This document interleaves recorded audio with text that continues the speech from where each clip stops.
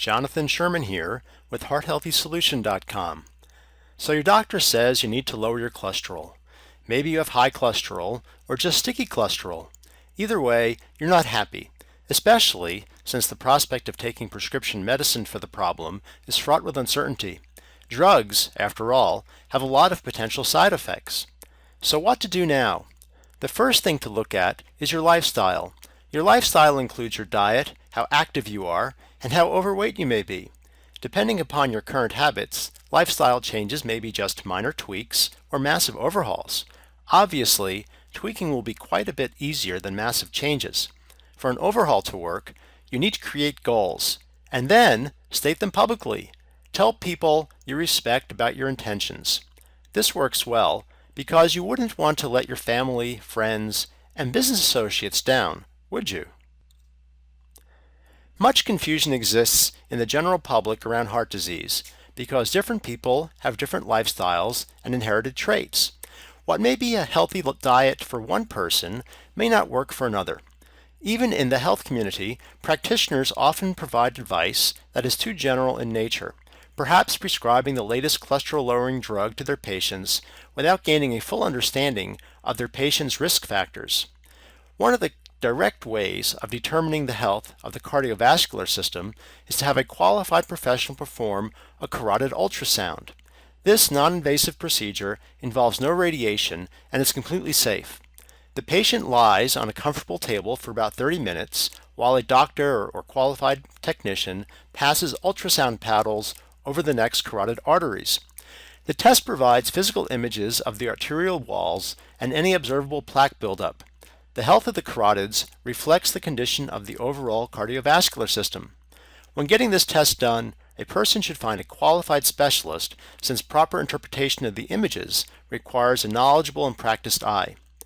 Most doctors overlook the above test and simply recommend a general blood workup showing total cholesterol, LDL, known as bad cholesterol, HDL, known as good cholesterol, and triglycerides. But a normal result here does not necessarily indicate a healthy cardiovascular system. Another risk factor for developing heart disease is a larger than normal number of LDL particles in the bloodstream, together with small-sized LDL particles. The two blood tests to measure these things are the NMR particle size test and the LDL particle number, measured as apoprotein B. If plaque is found developing in the arterial walls, the disease can be addressed. Most of the time, targeting a significant reduction in LDL and triglycerides, and hopefully raising HDL, can stop further disease progression. And even better, these actions can reverse the disease by removing low-density lipid deposits. The first thing to address is diet.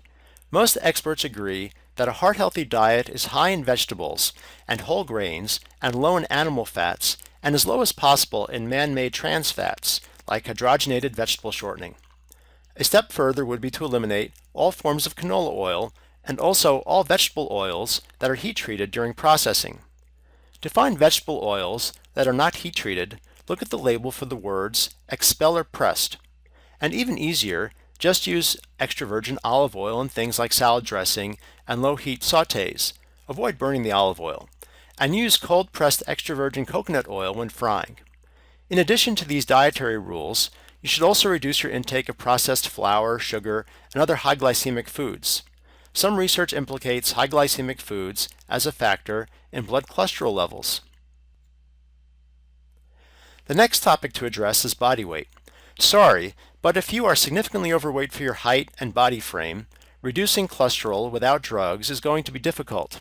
But reality is, if you can change your dietary habits to reflect the dietary lifestyle described above, weight loss will come naturally.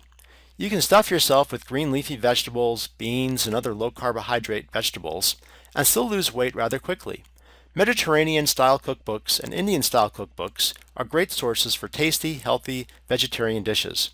A word of warning about Indian cooking, though. You need to leave out the cream and butter from their recipes.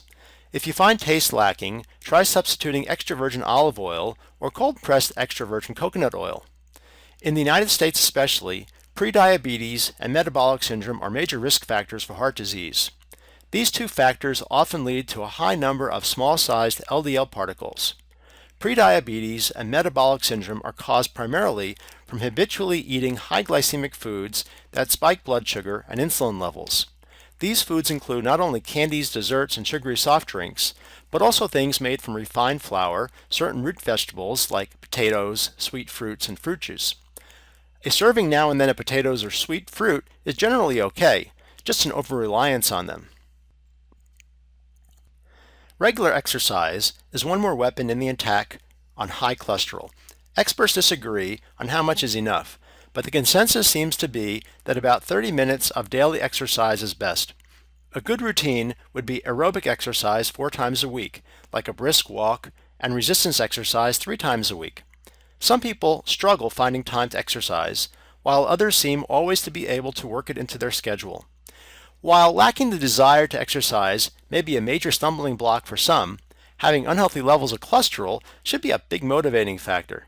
Plus, regular exercise makes your body feel better and improves your mental outlook and clarity. Remember, even the President of the United States maintains a regular exercise schedule. Surely you can find the time as well. Make it a goal to do it for 21 days straight and it should become a habit. In fact, you'll probably miss it and feel blah if you start skipping.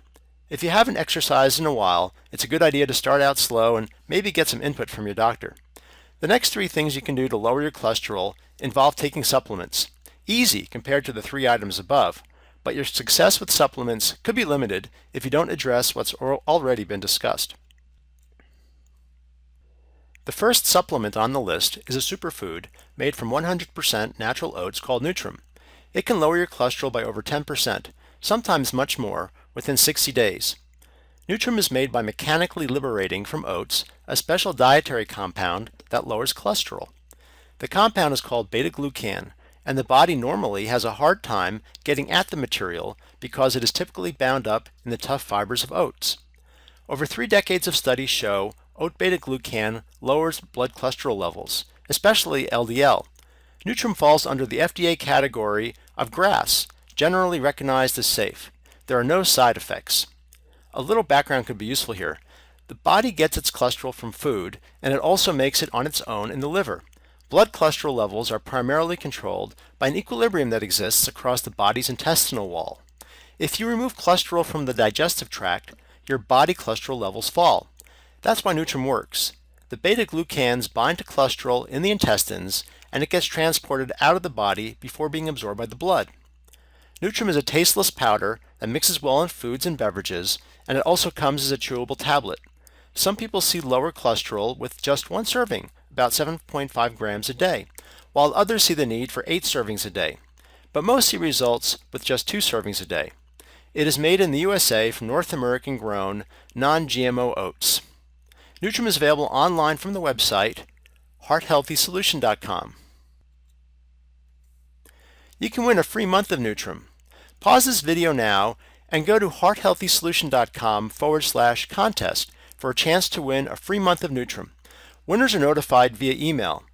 Check it out. Go there right now. It's just a little thing you can do to improve your health. It will only take a few seconds. Welcome back. Another easy supplement that can knock quite a few percentage points off your total cholesterol and your LDL levels is red yeast rice. But you should consult with your doctor before taking it, and there are warnings on the label for pregnant mothers, they should not take it, and people with liver disease. The suggested daily dose is 1,200 milligrams to 2,400 milligrams daily. Red yeast rice is a traditional Chinese medicine that is extracted from rice that's been fermented with a type of yeast called Monascus purpureus. It's been used in China and other Asian countries for centuries, but even so, it's hard to make firm statements about its safety because the ingredients of different brands of red yeast rice extract vary considerably. The active substance in red yeast rice is monocolin K, also known as lovastatin, the active ingredient in the prescription drug Mevacor. There are known side effects with the drug Mevacor and a variety of label warnings. The last supplement on the list is fish oil, usually taken in pill form. Fish oil is high in omega-3 fatty acids and can have a dramatic impact on triglyceride levels. A handy overview on cholesterol should keep things clear. In general, you want low LDL levels, the bad cholesterol, low VLDI levels, another low-density cholesterol, and higher HDL levels, the good cholesterol.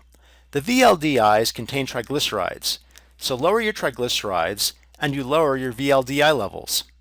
A good balance of omega-3 and omega-6 fatty acids in your diet can also help increase your HDL to LDL ratio.